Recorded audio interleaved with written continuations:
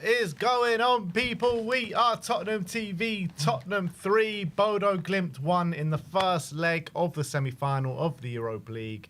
And it was quite a day yesterday at the Tottenham Hotspur Stadium, to say the least.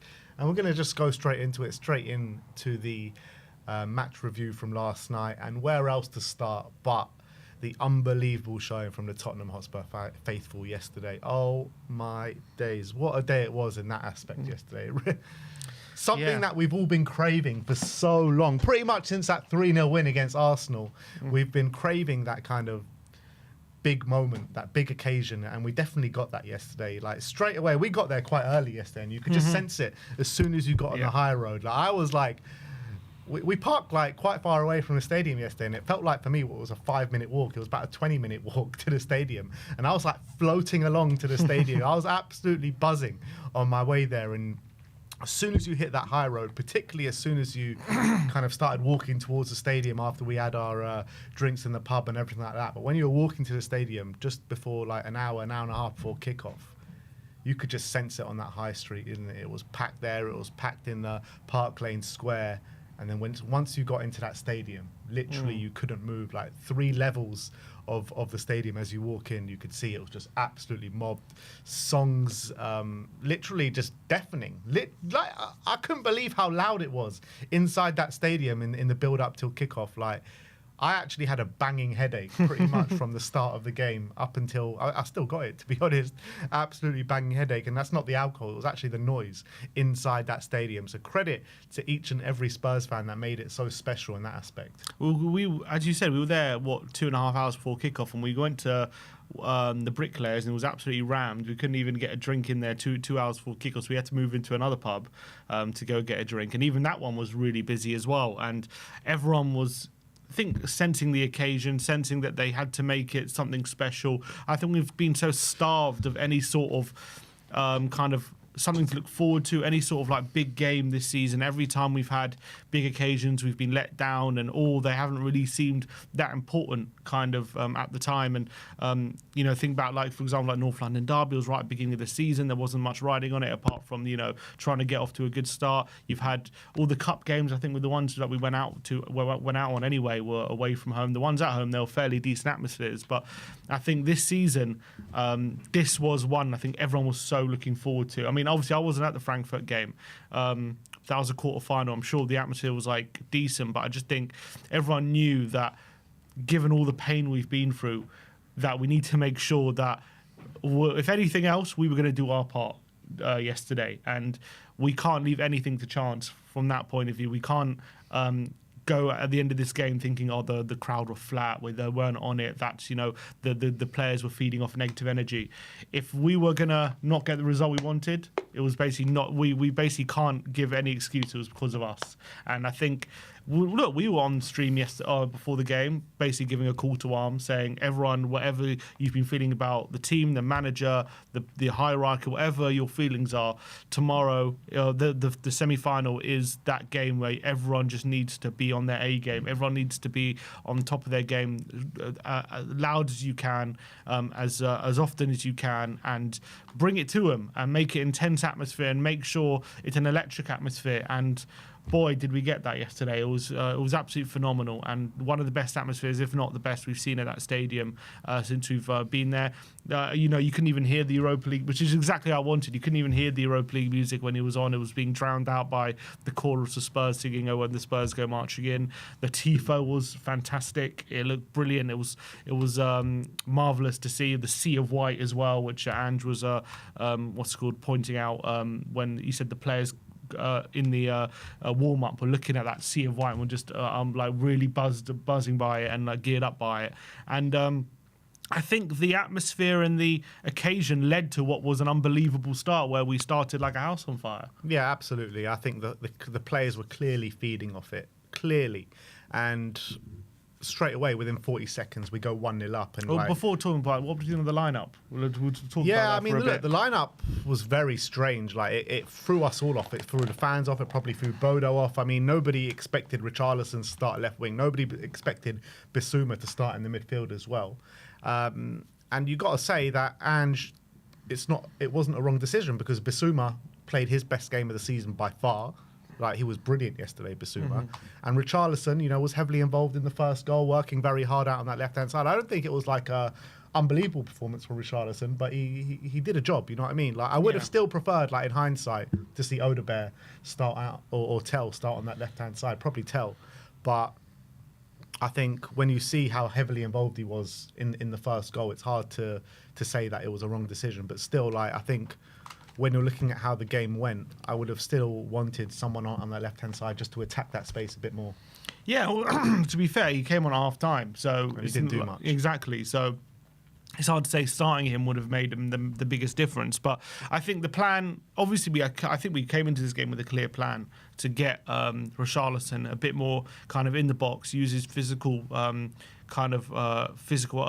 attributes, with Porro crossing it to the back post, and within a minute it had worked. Porro put it on a really good ball. There was Richarlison just cushioning the header to Johnson, the back post, and we were calling for Odegaard to start, but you put Johnson in, and there's Johnson doing what he does, making those runs into the box, being in the right place at the right time, and a brilliant finish. And after 40 seconds, which is apparently the quickest goal ever in a Europa League semi-final, after 40 seconds, you're thinking, wow, what, like, you know, that couldn't have gone any better, really. Like, maybe this is really going to be comfortable. And to be fair, that feeling probably stayed for about 80 minutes, but we'll get into that. We were still a great start. We were still singing "Oh, when the Spurs won the trumpet" from the trumpet player, and we've already scored a goal, and we're thinking we're in dreamland here, you know. The atmosphere that the fans have shown up until that point, and we're already 1-0 up. You could see the players started at 1,000,000 miles an hour, clearly feeding off that energy that the fans were giving him from the stands. And to go 1-0 up that early just sent the place into absolute overdrive, didn't it? There were just limbs flying everywhere around that stadium. There really were, and it just set. I mean, it didn't need another tone setter, but it just set the tone and like kind of gave another lift to the atmosphere, and it just went even more mental after we scored that. And look, I think after that, you know, we go 2-0 up, or was it after half an hour or something, with an unbelievable Pedro Porro ball for James Maddison. But I still think, like, as much as we were heavily dominant, we had them penned in a little bit in that first half. I did expect a bit more, just go for their throats a bit more. Yeah, it was a very controlled performance, I feel. Like, we had them where we wanted them in terms of they weren't offering anything. I thought off the ball was one of the better performances we've seen from Tottenham this season. I thought Bodo offered very little. I thought Bentancur, Basuma were disrupting them really effectively in the middle, which we know Bodo, they like to kind of... away from home a bit less, but there are a team that like to flood players forward. They like to build up from the back. They like to play their football. So I think putting in Basuma instead of maybe Adeki that's what Ange said anyway after the game. That was the kind of tactic to maybe just disrupt them as much as possible, knowing that we got that quality when we go forward. And I think that was working really well. Bodo, I think, barely had anything. But, you know, especially when we're at home and we know the team Bodo are, yeah, I think it would have been nicer to kind of maybe seen Tottenham throw a bit more caution to the wind and just kind of go gung-ho, hell for leather, and just really put our boot on their necks. But I think the way we went about it was probably the best, especially considering it's a Europa League semi-final. I think maybe if it's a group stage game or maybe an earlier round, that maybe would have been the case. But when it's a semi-final, you've got to be a bit more careful with these things. You can't allow the game to get away from you and you lose control. And I think maybe that was the thinking going into this game, because it was a very controlled performance. It wasn't this kind of gung-ho, you know, crazy basketball game that maybe we've been used to a lot this season. It was very much maybe similar. What I'll compare it to is maybe that first half against Southampton. Like, we just very much had control of the game, and we did feel like we could score, but we weren't maybe just, you know, constantly going forward and constantly creating chances. But when we did go forward and we did get in the final third, we did look like we could score. I think Maddison had that chance even before he scored, where Porro, again, I think played the ball over the top and he missed that chance. Obviously, he scored, which, by the way, is becoming a bit of a... Porro to Maddison is becoming a bit of... People are comparing it to Toby and Dele, that kind of relationship, because that's happened a few times now. They're getting Maddison in behind. He's making those runs. And I think earlier in the season, he was making those runs a lot, and we weren't really taking advantage of it. But it seems as though we're really getting those timing of the passes right, because I think Maddison's been making those runs all season, and he obviously made it pay in this one. And then what a finish it was by brilliant. Maddison, by the way. 2 players in front of him. He had to get it in between them, and it was pinpoint into the side netting. Great touch as well to take it away from the defender. That goal in general, that Porro ball, the Maddison touch, the Maddison finish was just sublime. It really was sublime.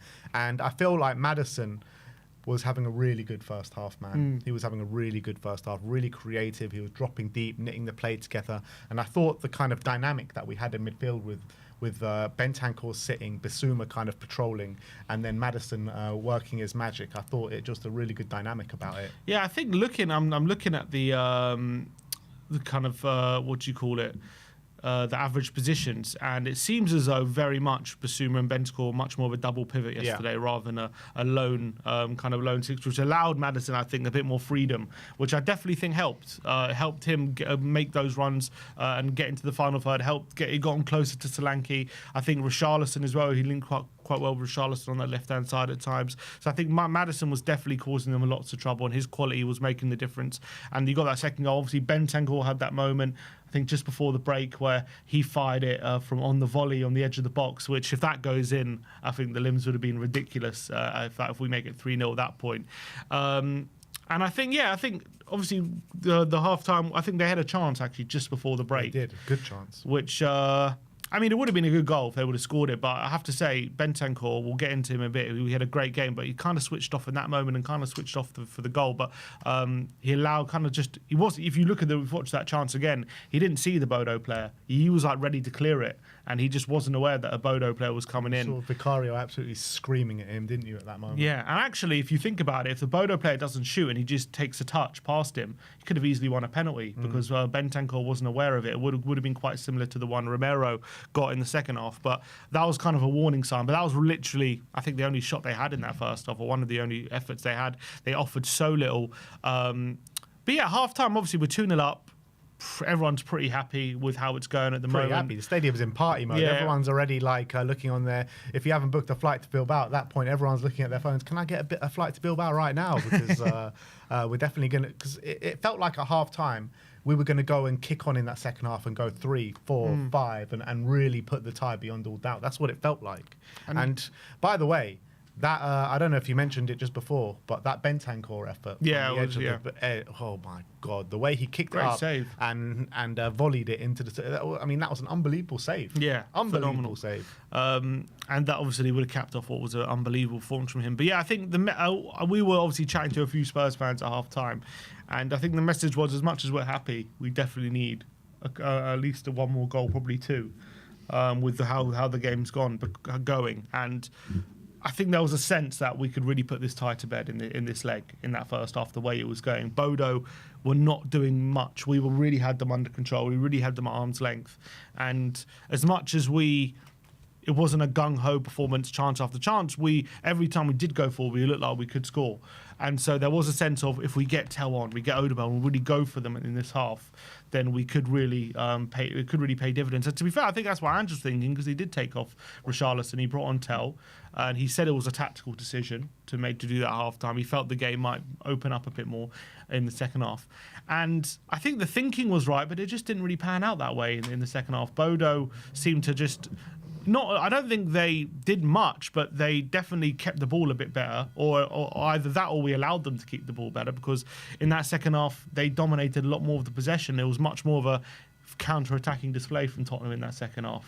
Yeah, it was, and it was a frustration for me, because I felt like we might have got a bit too complacent in that second half. We've seen that with Spurs before, where we have a good win, and next game, we show a bit of complacency going in against teams where we should really be beating. We've seen Spurs have that sign of complacency, and I felt like that might have crept in a little bit in the second half, where it really shouldn't have. And maybe it crept in not just on the players, but from the stands as well, because after that brilliant first half, we created 3 or 4 really big chances, scored 2, and you're thinking, no, this game's just easy. We're going to batter this team, and we're going to finish the tie off now. And I felt like that kind of feeling might have crept onto the pitch in the second half. We didn't have the same intensity as we did in the second half, as we showed in the first.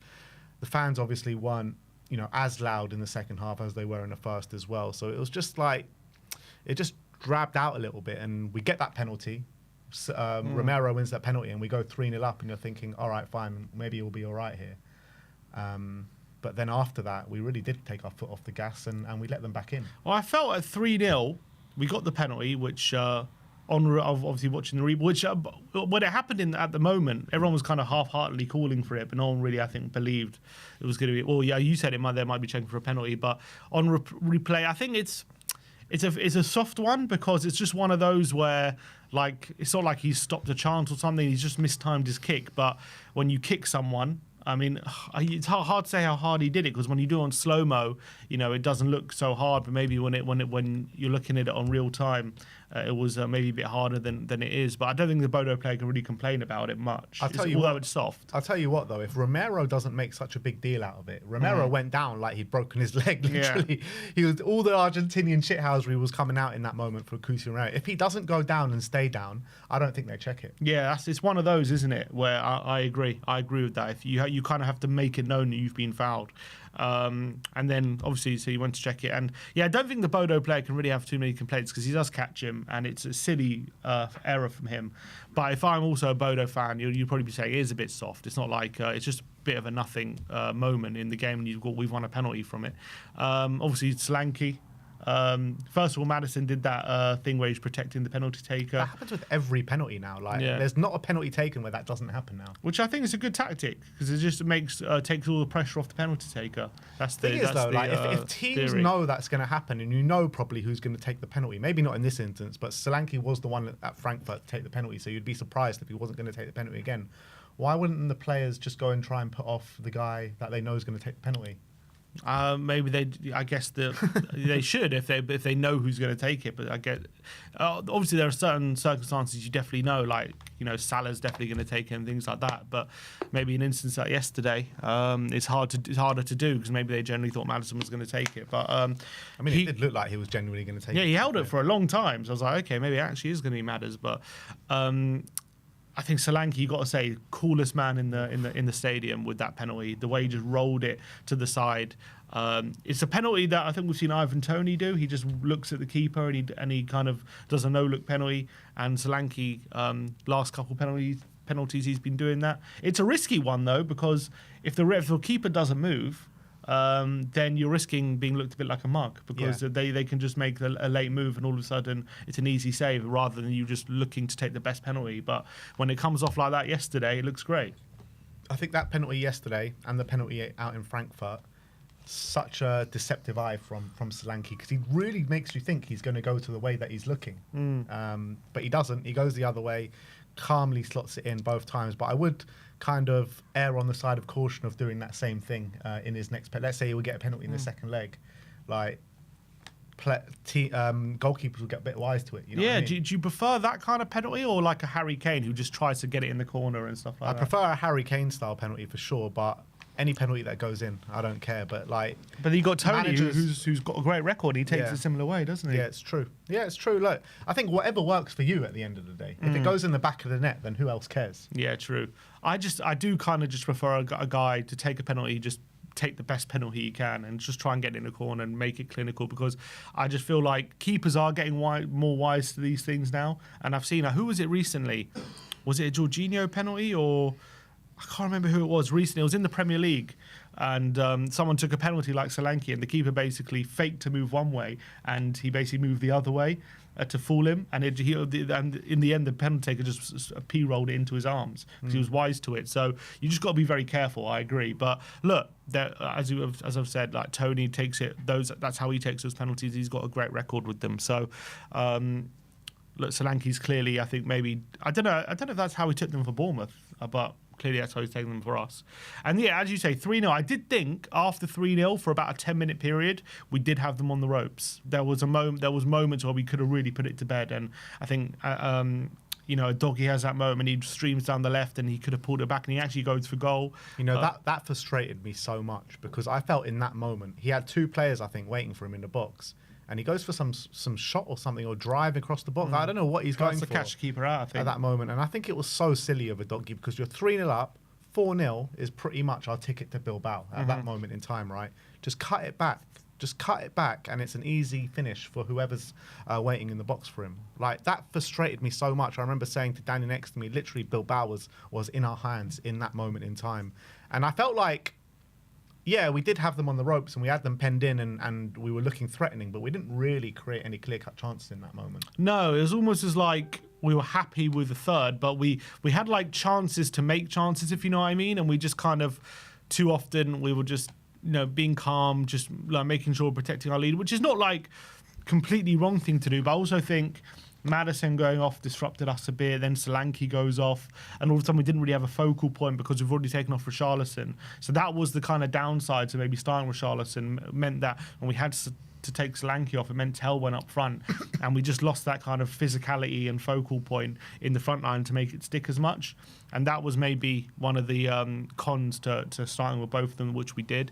And I also think Decky came coming on. He did some nice things. Like, I thought there was a couple of occasions he got the ball into feet and he shielded it well and he got forward. But when it came to, again, just doing stuff in the final third, just a bit lacking, just not really looking to produce those moments. It was kind of just playing it a bit too safe, I feel, a lot with Decky. And then we'll talk about it a bit as well, but he had that moment right at the end of the game where I think he should be laying someone off, really, and he went for goal and he put it wide. And I think Maddison going off was a bit of a blow at that time because he was playing really well. But it was just a really frustrating one because obviously we had them on the ropes. We literally had the game in our palm of the hand. We could have made it 4 if we really went for it. And it's like we settled for a 3-0 at that point. And then out of nothing, they go and get that goal to make it 3-1. Yeah, and it's just so frustrating, that goal, because everything up until that point was going so to plan. Like, everything that we wanted in the day, from the fans to the team to the goals. You know, we're 3-0 up going into the last, 15 minutes or so in the game. And you're thinking, look, all we need is one more to book that ticket to Bilbao. And then we go and concede. And it's just so classic Tottenham, isn't it? So classic Tottenham. You know you're going to concede at some point in the game.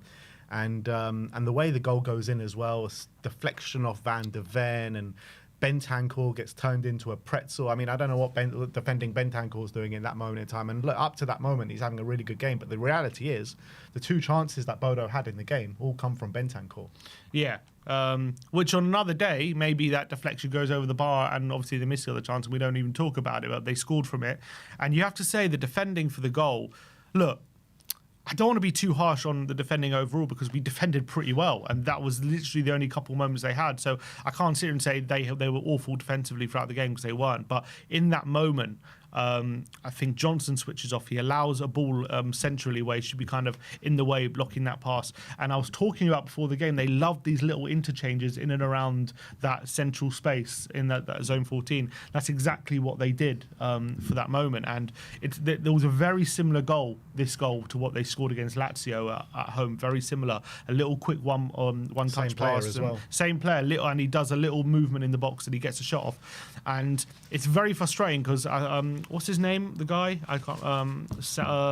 Sandals or something. Saltness. That's it. Saltness. He is clearly a very kind of intricate player because he's clearly very good in tight spaces. But he's got Romero, Basuma, and Bentancur all around him, and he's still able to move the ball to the right and get a shot off. It should never be happening. I think Basuma, as much as Bentancur gets turned inside out, Basuma just switches off. He should be covering round. He should be making sure if Bentancur gets turned, he's blocking it. Romero should be making sure that moment doesn't happen. And especially Bentancur, if Romero had it covered to the left-hand side, so if he went with his left foot, Romero had that covered. The one thing you cannot do is allow him to cut inside and shoot. You cannot let that happen by any stretch of the imagination. It's almost as if, because there were so many men around, like Bentancur just lost where the ball was, and by the time he realised it was to the left, that the chance, the shot was already being taken, and obviously the deflection doesn't help. It takes it away from Vicario, and it is the most frustrating thing. That goal, first of all, it kind of took the wind out of the ground, and all of a sudden it went from, as you say, couldn't have gone any better, really. It couldn't have been as dominant as we couldn't have been more dominant, really, in terms of the scoreline. To all of a sudden, we're going back to Bodo now with a 2-goal lead, where into a ground where they've won by more than by two or more goals multiple times this season, especially in the knockouts. And you could see as well the way they celebrated that goal, the way they went over to their fans after. I mean, I'm sure they would have done it anyway, whatever the scoreline, but you just could see the belief that gave them that this is a scoreline we can go back to and compete with, and a belief that this is not insurmountable. Yeah, absolutely, and they'll back themselves at home where they're very, very strong. You know, in the Arctic Circle, 4G pitch and everything like that. A lot of teams go to Bodo and crumble. That's the reality. They've had some big performances there, particularly in the quarterfinal against Lazio. So we're going to have our wits about us massively in that second leg. It's not a foregone conclusion by any stretch of the imagination at all. And, you know, listening to the Bodo players after the game, they're full of confidence that they can beat us and they can go through to that final in the second leg. Whether that's fighting talk or real genuine belief, I believe it is genuine belief because of how strong they are at home. But the reality is, if I said to you before the start of the season, we'll be here in this moment, we're going to take a 2-goal lead into the second leg of a semi-final in the Europa League, anyone would have taken that. Of course. And even before the game, it's not like, I don't know if I would have taken it, but I wouldn't have said I'm unhappy with a 3-1 win. It's just the context of the game, being 3-0 up, not having a single shot pretty much the whole game, them being completely at arm's length. They didn't even look like scoring at all. And in a moment, just one moment in the game, we've let them back in the game. We've basically give them that little creak in through the door, that creak of light, that we've given them hope, which they shouldn't have any. So when you can basically see Bilbao and you can basically almost touch it, and it's basically all of a sudden that feeling snatched away, and now it's a bit in the balance again. That is the most frustrating thing. And yes, I think in any other game, in most other opponents or most other contexts, 3-1 win at home, you're going to be happy with that. And I am fairly content with it. I'm not sitting here saying I'm unhappy, but I think this is one of the very few scenarios where I think a 3-1 win is justifiably a bit frustrating. I think. And that showed with the fans after the game, you know. It was just a bit flat after the game. And when you're winning 3-1 with the atmosphere that's been on show already, and you win the game 3-1, against any team, apart from maybe what we're going through right now, everyone would be in a jubilant mood. But it's funny as well, but if we were like 2-1 up and we scored to make it 3-1 with 10 minutes to go, it would be different. It probably would have been different. It probably would have been jubilant, it's because we let it slip. It's because we know with how dominant we were, with the balance of play, that game should have finished 4-5-0.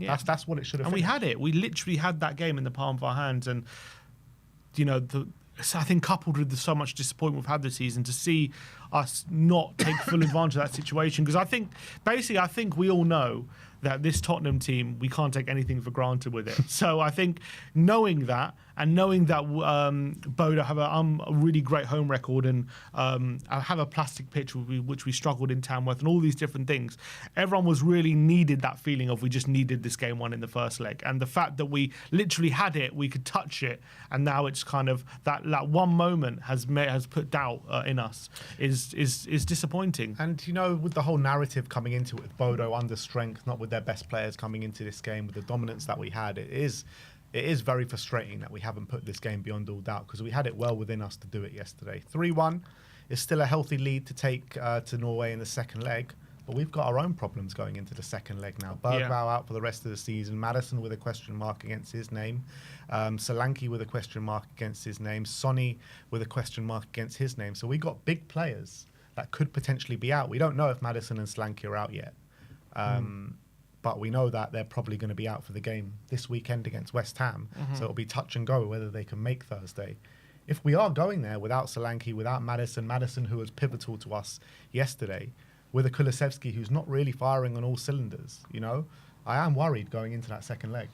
And also, what do you think of... obviously, after the game, Ange did his interviews, and a lot of the players did their interviews with the media, and they were all obviously happy, very happy with the win, and they didn't really seem that disappointed that we conceded late on, from what I could gather. Obviously, they said, "Oh, it's disappointing, but you know, it was a great, you know, we won." And like even after the game, Decky was doing his interview, and one of the interviewers said, "Oh, you know, Tottenham don't like to make it easy for themselves." He goes, "What do you mean make it? Oh, sorry, they don't. They always do it the hard way." And he goes, "What do you mean the hard way? We just won 3-1." And like, do you think?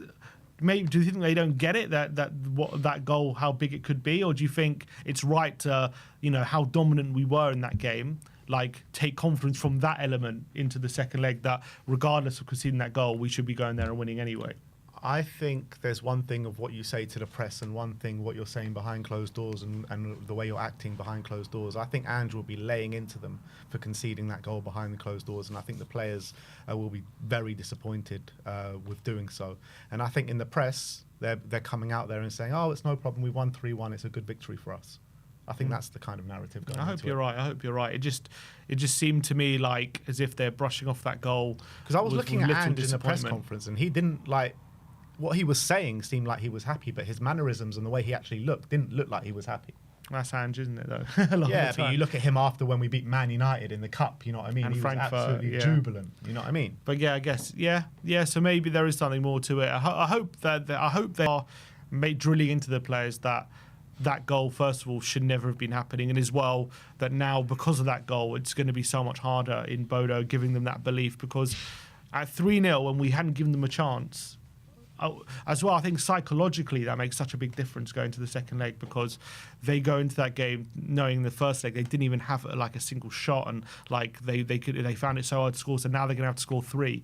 But getting that goal later on, giving them that belief, and knowing that, you know, if they get an early goal when the crowd's up and that they got that home form behind them, it just makes it a completely different task, I think, next week. So it's going to be very interesting to see how we approach the game next week. Do you think maybe if you look at how we did it in the second half in yesterday, we gave them 70% possession. Do you think maybe that's kind of a dress rehearsal with how we will approach the game on next week in Bodo? I think that's exactly how we're going to address the game. I think it's going to be more like a Frankfurt second leg, like a Man City kind of style, sitting in a little bit more, looking to hit them on the counter-attack. So I fully expect maybe like a Tell or an Odebear on the wings to really exploit that space with, because they're going to give us space around the back, Bodo. They're going to come into this knowing they need to score 2 goals minimum to take it to extra time. So they're going to come out and try and really attack us, and I think we're going to sit in, try be compact, and hit them on the counter attack. And I think that's the best way to do it. But it's so dangerous now, because even if, like, say we get the first goal, I still feel like, you know, it's not quite over yet, because I was just saying, I'm like, look at that Villa game when they played PSG. PSG's got their 2-0 lead after a 3-1 lead at home. And even then, it wasn't over. Villa just quickly hit them 3 goals. And Bodo just have that in them to do that. I was watching their Lazio game, and it was actually 0-0 up until the second half. And then, bam, 2 quick goals, and then just chance after chance, and it just flipped on a dime. So you have to be very careful in these kind of games, that even if you feel like you're doing okay and you're in control, in the flash it can change, and all of a sudden it will start to go against you. So we just got to be so careful next week. I know, and the stadium's going to be absolutely rocking. I know it's a small stadium, but every single fan in that stadium is going to be bang up for it. That goal at the end has given the club and the fan base a massive lift, that they can do something in the second leg, and that is not what we want going into this game. However, we are 3-1 up. We have put ourselves in a good position. We just didn't put it beyond all doubt, which is the most frustrating thing. But I think what we need to do in the second leg is score 2 goals. If we score 2 goals, we go through, in my opinion. And I think even if we go lose the game 3-2, but scoring 2 goals in Bodo, I can't see them getting 4 or 5. You know what I mean? And I think next week we have to go again with Bentancur and Basuma. I think, because 100%. That's where Bodo. I think it was actually pretty genius from Ange to play them both, seeing how Bodo attack teams and how they play. Like, they're so focused on those little interchanges in the middle. So having Bentancur and Basuma just continuously breaking all that up was so important, I feel, and we're just going to need them to do the same. It's a mad situation, though, isn't it? Because Bentancur's been out in the cold for so long. We've all been saying Ange has lost faith in him. Ange is this with Basuma. Basuma's done at this football club. And suddenly, out of completely nowhere, he comes in the semi-final of a European competition and puts in a performance like that, just completely out of nowhere. Although I would say Berger was kind of missed yesterday. Yeah, I do think we could have done with a bit of his spark at times, because I feel like there was just too many times we were just a bit too passive. We just lacked that kind of... in the middle, like we were passing it away, like passing it around kind of very safely, and yes, we had those moments like Porro over the top and stuff, but we could have done with someone just in the middle driving forward, opening up the game a bit more, and maybe taking it to Bodo a bit. And maybe if he was in there instead of Basuma, that might happen. But I think Basuma being there obviously meant that Bodo had very little, and they could basically lay a glove on us, and that was really important. But maybe if Bergvall was there, do we maybe have a few more moments where we create chances potentially? Particularly where Maddison goes off as well. And yeah, exactly. So look, it's really bad, man.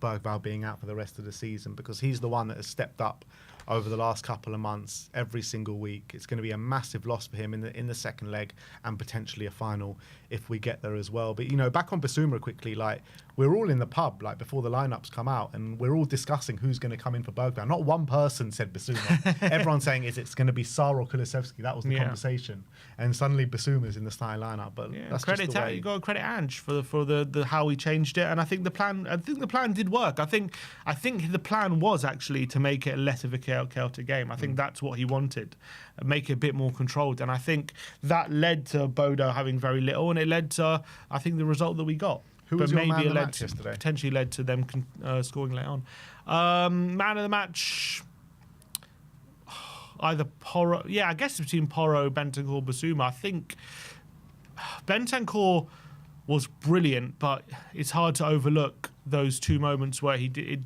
Obviously, the first, it did nearly cost us, but I think overall, he might have been just that much better than everyone, regardless of that, where he probably takes it. But I think Porro, might be a close second. I think he was fantastic at right back. I said before the game, I think he's going to be so crucial in this game, and I think it turned out that way. His delivery was really, really kind of, the quality of it was so crucial. So I think those two were the standouts. I think maybe Basuma very close. Maddison third. as well. Maddison as well. I think Maddison was absolutely brilliant yesterday. I really did. Before his injury, he was close to being our best player. He really was that crucial to us. So unbelievable in those pockets of space. The goal that he scored as well. I thought Maddison was brilliant, but I think I would probably side with Pedro Porro as well, because Pedro as well. He barely crossed the halfway line at times yesterday. Played a lot deeper. He played a lot deeper yesterday, and just those balls from deep, like, he's got that down on lock. And it was catching out Bodo a lot yesterday, and it's just a shame we couldn't make even more out of the good work that he was doing. But look, 3-1 up, going into the second leg. It's going to be difficult, but it's always going to be difficult in a semi-final. You can't have it. You can't just expect to have it all your way. I think, like, as much as I'm disappointed when we had the game in our hands, like, it would be reminiscent of probably a spoiled child to be crying that it's 3-1 instead of 3-0 in a semi-final. Like, we've got a good result. We go there with a 2-goal lead. We go there with confidence, and we did dominate that game. And as much as it a bit disappointed it should be over, I can't be unhappy that we've got that lead in the semi-final, and we do have an unbelievable opportunity to make it to a final. It's just Tottenham have been I've got PTSD from Zagreb and all these other places where we've had leads and blown them, and that'll be the ultimate Spursy thing, wouldn't it, to do that? So that's obviously, when you're a Tottenham fan, that's always going to be in your mind that we're Tottenham. just please Tottenham, if you've got anything about you, go and play in that green kit out in Bodo. They have to wear that green kit. Semi-final vibes. We did it away in Frankfurt in the green kit as well. Just don't wear the blue kit. We always know anything but the blue kit. I'll take white over blue, but green. Green is the way to go for a European. It's like the new thing now. Spurs got to wear green in Europe. 100%. And just a quick point on Man United, which obviously they got a 3-0 win yesterday. Unbelievable. Away in Bilbao, which I wouldn't have expected that. Although I was watching the highlights, it did seem as though they were probably lucky to survive the first 20 minutes. But they did, and then all of a sudden they got a goal, probably against one of player. But I didn't see the sending off. What was the sending off like? Sending off, I'd say it's a bit soft, but again, I don't know how many complaints. It was a ball across the face to goal, and Højlund looks like he's about to tap it home, but he just gets a little pull by the Athletic player, and last man.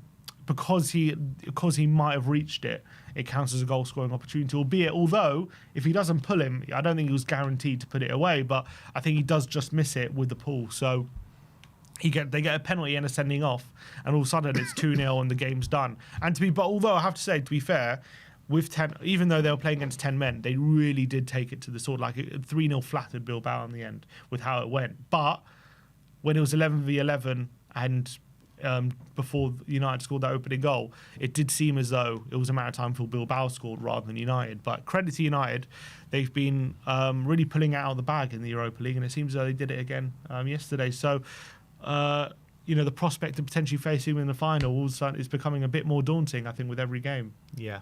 No, it is. But look, we'll talk about the final once we make it there. We've still got a job to do in the second leg. Credit to Man United for the performance and result that they had out in Bilbao last night. Maguire turned into Yamal. Unbelievable. But look, let's go and do the job in Bodo next week. It ain't going to be easy, but it's well within our kind of grasp now to get to that final. Definitely got one foot in that final in Bilbao. Now it's about going there, professional performance, hopefully an early goal just to settle down the nerves. If Spurs can go there and get an early goal just to settle down those nerves, I think that will, probably see us there. But I think if we go there and concede an early goal, then God help us. But that is our match review. We're going to move on. We've got a couple